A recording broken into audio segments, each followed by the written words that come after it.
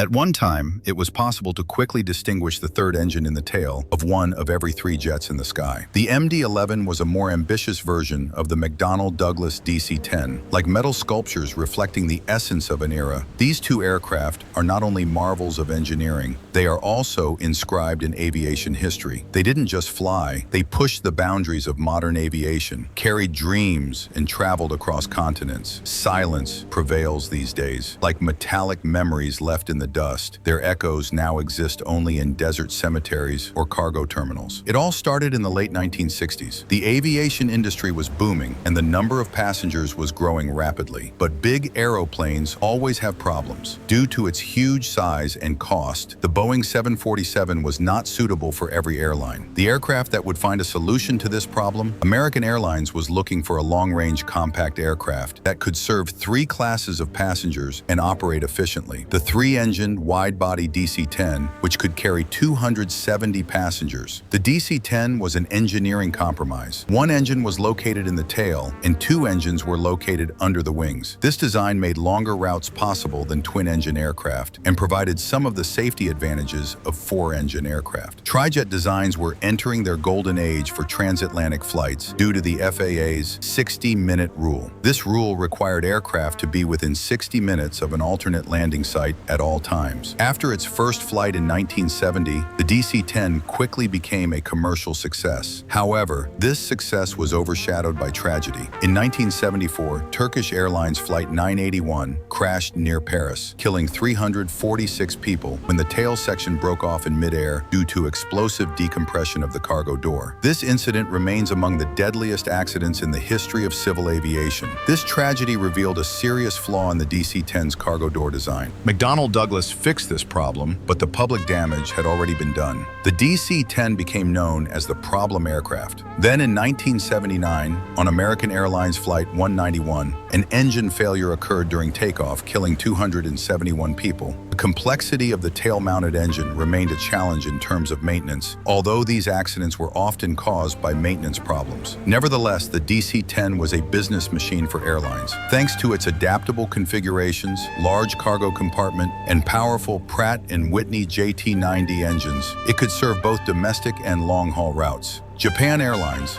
United, Lufthansa, Alitalia, KLM, and Northwest Airlines, DC-10s flew all over the world. McDonnell Douglas set higher goals in the late 1980s. Their goal was to update the three-engine aircraft concept. The MD-11 was born. With its longer fuselage, sophisticated avionics, two-seat cockpit, eliminating the need for a flight engineer, increased range and improved performance, the MD-11 represented a significant evolutionary leap over the DC-10. Although still a trijet, it is now powered by more efficient Pratt & Whitney PW4000 or General Electric CF6 engines. Entering service in 1990, the MD-11 had great potential, especially for cargo operators. However, disappointment soon replaced hopes. The aircraft could not provide the promised range. Some airlines' orders were canceled. Even before accepting delivery, prestigious airlines such as Cathay Pacific and Singapore Airlines left. What was the most important problem? The effect of the tail engine on stability. The position of this engine changed the aircraft's center of gravity, complicating the automatic landing systems. Passenger airlines moved further away from using this aircraft due to the MD-11's need to be precisely controlled during landing and its involvement in many hard landing accidents. Despite this, the MD-11 became a symbol of perseverance for industry giants such as FedEx, UPS, and Lufthansa Cargo. For them, this aircraft was the perfect combination of high cargo capacity,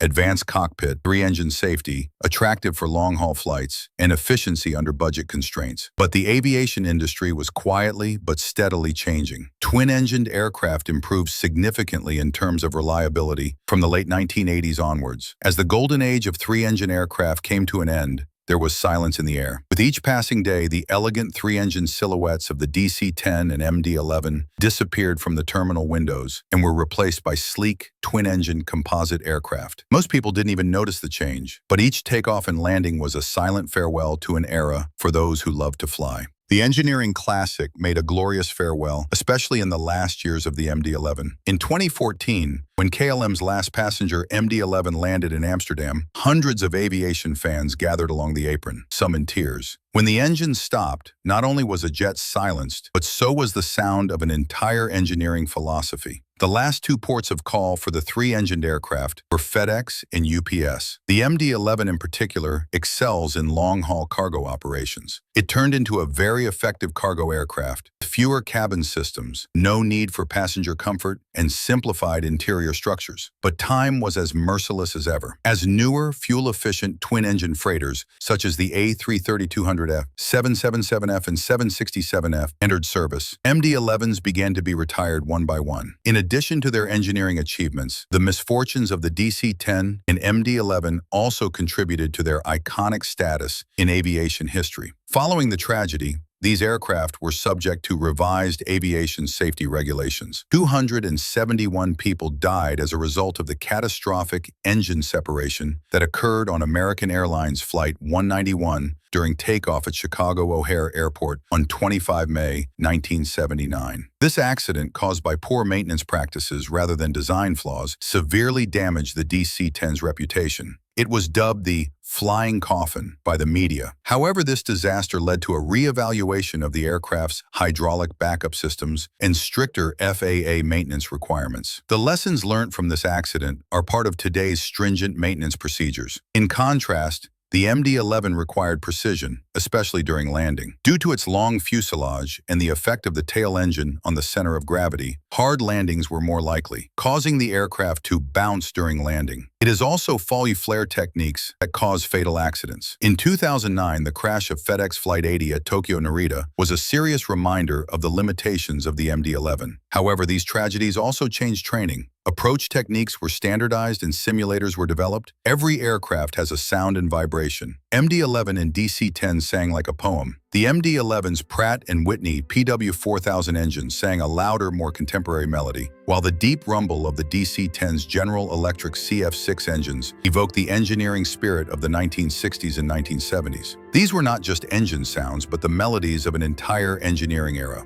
During the transition to digital flight, the MD-11 cockpit served as a bridge. It featured dual autopilots with Category 3 auto land capability, EFIS displays, flight management system, FMS, and sophisticated electronic flight systems. But the MD-11's cockpit still retains some analog soul, in contrast to the fully digital cockpits of competitors such as the A330 and Boeing 777. Many pilots came to love this cockpit. Although it was not known for forgiving mistakes, when flown correctly, it offered the pilot a unique experience. Trijets were not only marvels of engineering, they were also carriers of human stories. They carried workers home, students to their dreams, and tourists to new continents. From Lagos to Toronto, Frankfurt to Tokyo, the DC-10 served as the backbone of American Airlines, Delta, and United. Trijets were used by major European airlines such as Lufthansa, KLM, Swissair, and Finnair, Asian airlines such as Singapore Airlines, Thai, Garuda, and Japan Airlines, and even new airlines in the Middle East and Africa. Each operator customized the aircraft to specific missions, using special interiors, special configurations, and different operational strategies. In addition, captains in the cockpit skillfully maneuvered these three-engine aircraft on each flight, flying them across the sky. For many, flying the MD-11 was one of the highlights of their careers, especially on polar routes or transatlantic flights under the Northern Lights. When you look up in the sky today, you may not see the Trijets. However, their influence can still be seen in contemporary aircraft architecture, safety procedures, design concepts, and even aviation jargon. Future wide-body aircraft were influenced by the spacious cabin of the DC-10. The glass cockpit vision of the 1990s was made possible thanks to the MD-11's digital systems. Trijets were the first aircraft to use automatic takeoff and landing techniques, which were later adopted by the entire industry. The design of the Boeing 777 even referenced some structural and system components of the MD-11. Similarly, the DC-10's hydraulic redundancy has begun to have an influence on the systems of aircraft, such as the Airbus A340. The DC-10 and MD-11 have not been forgotten because they are no longer in the sky. On the contrary, they continue their presence in flight flight simulators, aviation museums, pilots' memoirs, and aviation documentaries. A lot of aircraft are in aircraft graves. There they are, aircraft graveyards such as Pinal Air Park in Arizona or Mojave and Victorville in California. Some are waiting to be dismantled, some to be restored, some are just remnants of the past. Some have been reused as aerial firefighting tankers. Others are used as test platforms for private companies or NASA. For infrared astronomy missions, the DC-10 even functioned as an aerial observatory, transporting researchers into the stratosphere. For fans of three-engined aircraft, the story is not over yet. Thanks to documentation, simulators, scale models, and passion, they continue to fly not only in the sky, but also in our hearts, minds, and screens. Next time you board a modern twin-engined Airbus A350 or Boeing 787, think about the technological legacy of smooth flight. The route set by yesterday's three-engine giants allows these jets to glide safely. Although three-engine jets are no longer in use, their legacy lives on in aviation culture. Time has shown that everything in aviation is subject to change. The three engines that were once required have been replaced by more cost-effective and efficient models. However, there is not only metal left. What remains are millions of journeys, thousands of inventions, and the special bond between people and the sky. We may never have the opportunity to fly with MD-11 or DC-10 again. However, these models remain in our collections, flying in simulators and experiencing the same excitement as we watch old footage and listen to the roar of their engines. Modern Dreamliners, Airbus A350s, and Boeing 777s are quiet aircraft, but when the MD-11 took off with its noisy three-engine thrust, did we feel nostalgia or remember a passion we might have lost? Think about this the next time you look out of the terminal window. Is the aeroplane just a means of transport or the most concrete expression of human fantasy? You can write them in the comments.